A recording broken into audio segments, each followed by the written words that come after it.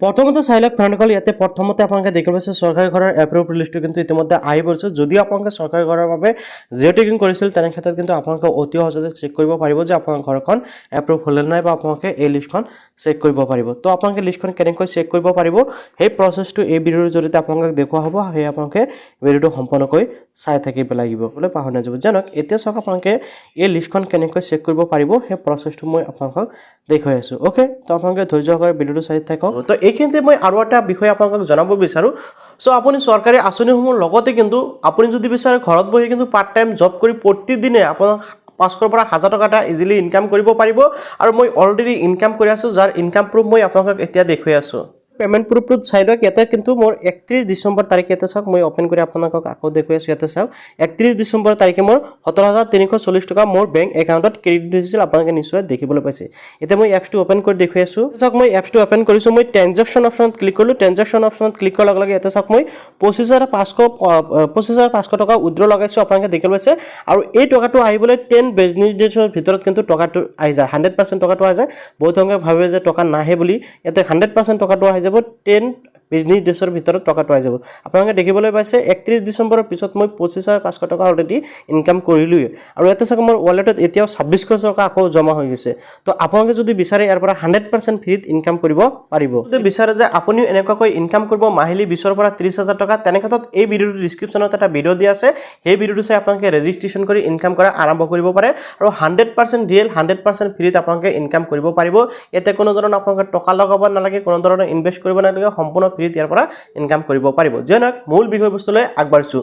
তো প্ৰথমতে আপোনালোকে কি কৰিব, আপোনাৰ মোবাইলৰ যিকোনো এটা ব্ৰাউজাৰ অপেন কৰি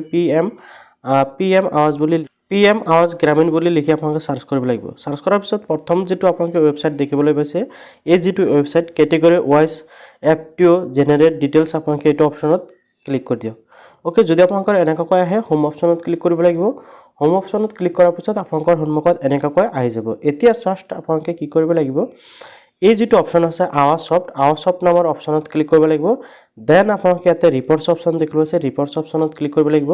ৰিপৰ্টছ অপশ্যনত ক্লিক কৰাৰ পিছত আপোনালোকৰ সন্মুখত এনেকুৱাকৈ লিষ্ট ওলাব। যেনেকৈ প্ৰথমতে আছে ফিজিকেল ৰিপৰ্টছ, তাৰপিছত এনেকুৱাকৈ ডিটেইলছসমূহ আহিছে। তো আপোনালোকে ডি নম্বৰ যিটো দেখিবলৈ পাইছে GIS ৰিপৰ্টছ, ইয়াৰে 2 নম্বৰ যিটো অপশ্যন আছে AB struck mobile infection reports, আপোনালোকে এই অপশ্যনটোত ক্লিক কৰিব লাগিব। এই অপশ্যনটোত ক্লিক কৰাৰ পিছত ইয়াৰ পিছত ষ্টেপ বাই ষ্টেপ ডিটেইলছসমূহ দিব লাগিব। প্ৰথমতে যেনেকৈ আমি প্ৰধানমন্ত্ৰী আৱাস যোজনাৰ যিটো লিষ্ট সেইটো চেক কৰিম, আপোনালোকে প্ৰধানমন্ত্ৰী আৱাস যোজনা গ্ৰামীণ চেলেক্ট কৰি দিব। দেন আপোনালোকে ইয়াতে চেলেক্ট কৰিব এণ্ড অল, আপোনালোকে চাব বিচাৰে নে কি চাব বিচাৰে, মই অলত ক্লিক কৰি দিলোঁ।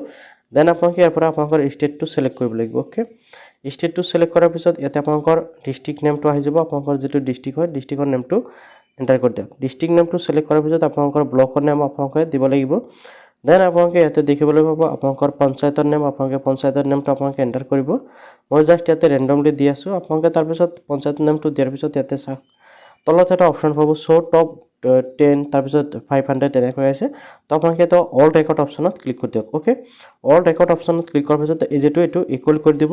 ইকুৱেল কৰাৰ পিছত আপোনালোকে জাষ্ট কি কৰিব লাগিব, এই যিটো অপশ্যন দেখি আছে ইকুৱেল কৰি এণ্টাৰ কৰাৰ পিছত ভিউ ডিটেইলছ অপশ্যনত ক্লিক কৰি দিব। অ'কে, ভিউ ডিটেইলছ অপশ্যনত ক্লিক কৰাৰ লগে লগে আপোনালোকৰ সন্মুখত কিন্তু ৰিপৰ্টটো ওলাই আহিব। তো আপোনালোকে নিশ্চয় দেখিব পাইছে এনেকুৱাকৈ কিন্তু অতি সহজতে চৰকাৰী ঘৰৰ যিখন নেকি ৰিপৰ্ট, সেই ৰিপৰ্টটো আহি গৈছে। আৰু ইয়াতে চাওক এপ্ৰুভ ৰিপৰ্টটো আপোনালোকে দেখিবলৈ পাইছে। তো এনেকুৱাকৈ অতি সহজতে কিন্তু আপোনালোকে চৰকাৰী ঘৰৰ বাবে কি কৰিব পাৰিব, চৰকাৰী ঘৰৰ যিখন এপ্ৰুভ লিষ্ট সেই লিষ্টখন চেক কৰিব পাৰিব। তো ভিডিঅ'টো ভাল পালে নিশ্চয় লাইক আৰু চেনেলটো ছাবস্ক্ৰাইব কৰিবলৈ